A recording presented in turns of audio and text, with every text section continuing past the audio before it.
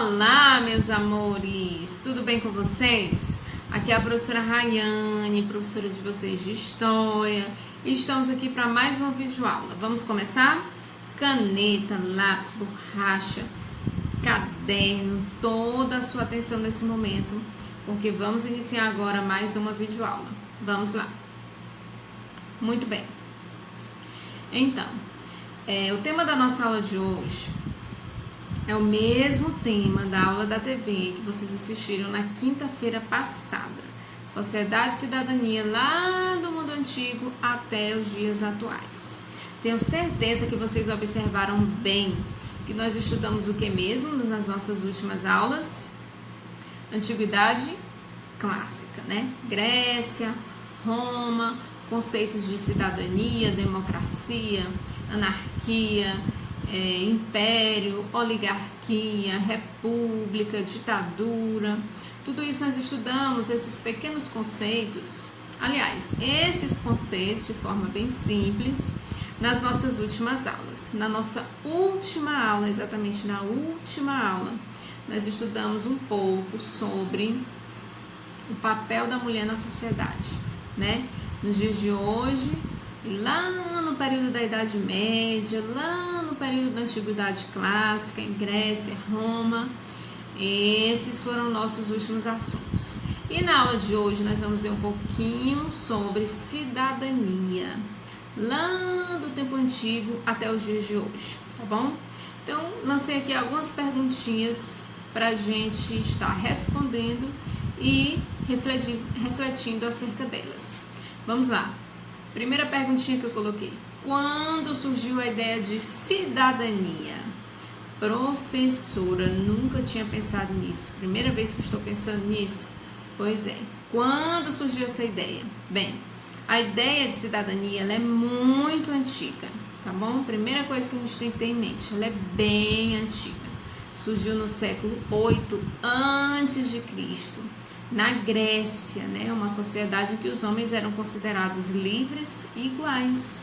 Então, isso a gente já viu, eu estou basicamente revisando. Por quê? Cidadania, a ideia de cidadania, ela não é recente, ela não é dos dias de hoje, ela é bastante antiga. Surgiu lá na Grécia há muitos anos atrás. E como era a concentração de poder naquele período? Bem, o poder não mais se concentrava na mão de apenas um indivíduo, mas todas as decisões que afetariam a comunidade eram discutidas, deliberadas e votadas. Então, o poder, a concentração de poder não estava nas mãos de apenas uma pessoa, exclusivamente uma pessoa, mas tudo aquilo que afetaria de alguma maneira toda a comunidade era discutido, havia uma votação acerca disso, tá bom? Muito bem. Professora, todos eram considerados cidadãos? Sim ou não? Bem, nós estudamos, inclusive, recentemente também, que nesse período a cidadania esteve longe de ser universal, ou seja, de ser para todos. Apenas era considerado cidadão aquele que possuía riquezas materiais, propriedades de terra. Mulheres, por exemplo, escravos ou estrangeiros, não eram de maneira alguma considerados cidadãos. Nós estudamos isso, inclusive, na última aula, né, que a gente estava conversando sobre o papel da mulher. Então, nesse período, a cidadania esteve longe de ser universal. Não era para todos, nem todos eram considerados cidadãos. Muito bem. E a cidadania na Idade Média, professora? Bem, na Idade Média, com o feudalismo, a cidadania encontrou obstáculos, havendo inúmeros aspectos que inviabilizavam a sua existência.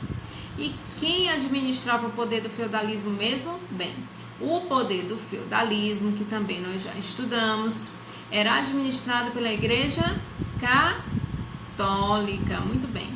Sempre que a gente falar de Idade Média, é impossível não lembrar da Igreja Católica, né? Porque a Igreja Católica era que tinha total poder e domínio, né, sobre a sociedade, sobre o Estado, não só em relação às questões religiosas, mas também em relação à economia, à política, certo? Então, quem administrava o poder do feudalismo naquele período? A Igreja Católica. E o exercício desse poder era hierárquico e inquestionável, ninguém podia questionar, tá bom? E sob essa estrutura, poderia existir cidadania? Será se dava para existir cidadania na Idade Média?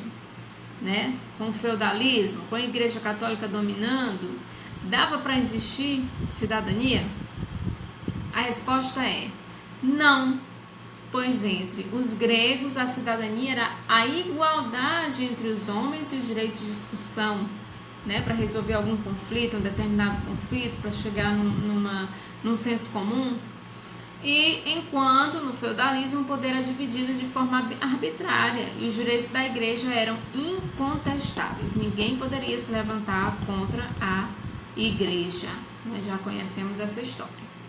E a cidadania no Renascimento, professora, como foi isso mesmo, no Renascimento?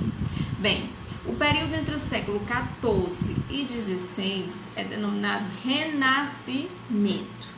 E foi a época de transição do feudalismo para o capitalismo, né? Da Idade Média para a Idade Moderna. Foi um período assim de transição. E quem era considerado cidadão nesse período, professora? Bem, era considerado cidadão aquele que possuía o direito sobre as questões de cidade-estado, e tal direito não abrangia a todos. A cidadania era privilégio da elite dominante. Nós estudamos isso bastante recentemente.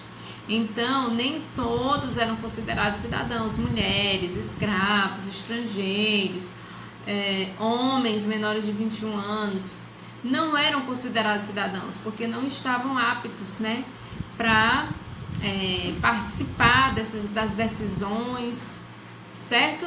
Então, quem era considerado cidadão nesse período mesmo, professora? Aquele que possuía o direito sobre as questões de cidade e estado, ou seja, não eram todos. Aristóteles, um grande filósofo, definiu o cidadão como todo aquele que tem o direito e, consequentemente, o dever de formar um governo. Hoje, ser cidadão abrange muito mais que isso. Então, a cidadania naquele tempo não tem exatamente o mesmo conceito, o mesmo ideal de cidadania que nós temos hoje, certo? Ser cidadão é ter direitos e deveres. A gente aprende isso desde pequenininho, né? Todos temos direitos e também deveres. E é ser reconhecido como um membro pleno e igual da sociedade. Já a cidadania é a conquista de tais direitos. Então, a cidadania é o quê? É a conquista de tais direitos e o cumprimento dos deveres. É através da cidadania que o indivíduo pode exercer o seu papel fundamental no desenvolvimento da sociedade, lutando por melhores garantias individuais e coletivas e por direitos essenciais, como, por exemplo, o direito à vida, à liberdade, propriedade, igualdade. Então, um fato marcante que levou a cidadania ao que conhecemos hoje foi a Carta de Direitos da ONU, né, 1948. Professora, nunca ouvi falar nessa carta. O que tem nessa carta, professora? Bem, o que afirma a Carta de Direitos da ONU? Nessa carta afirma-se que todos os homens são iguais perante a lei. Todos os homens, não importa se é negro, não importa se é pardo, não importa se é um indígena, não importa se nasceu na Ásia, na África, na Europa, no Brasil, nos Estados Unidos, não importa, todos os homens são iguais perante a lei. Confere-se o direito a um salário digno, educação, saúde, habitação, lazer, e assegura-se o direito de livre expressão, né? De militar em partidos políticos livremente, sindicatos, organizações de sociedade civil. Então, um homem ou uma mulher que queira participar de debates políticos, partidos políticos, participar de sindicatos, estão livres para isso, né? Temos essa liberdade. Existe a liberdade de expressão. Todos os homens são iguais perante a lei, independente de raça, credo ou etnia, certo? E no que diz respeito aos deveres, a Carta estabelece que cabe aos homens fazer valer os direitos para todas as pessoas, ter responsabilidade pelo grupo social, respeitar, cumprir as normas e leis elaboradas e decididas coletivamente. Então, as pessoas elas devem respeitar, cumprir as normas que existem, as leis elaboradas e decididas coletivamente. Tudo bem? Muito simples isso. Olha só que imagem bacana eu coloquei aqui para vocês. Um aperto de mão, né? Mostrando aqui, simbolizando aqui a igualdade entre as pessoas, independente de raça, cor, idade, etnia, certo? Religião, ok? Então, essa imagem é para encerrar a nossa videoaula. Eu agradeço muito a atenção de todos vocês, um forte abraço, um beijo no coração de cada um. Estou à disposição para possíveis dúvidas e vamos agora mesmo interagir no nosso grupo do WhatsApp. Estou aguardando vocês. Um beijo no coração, vamos lá!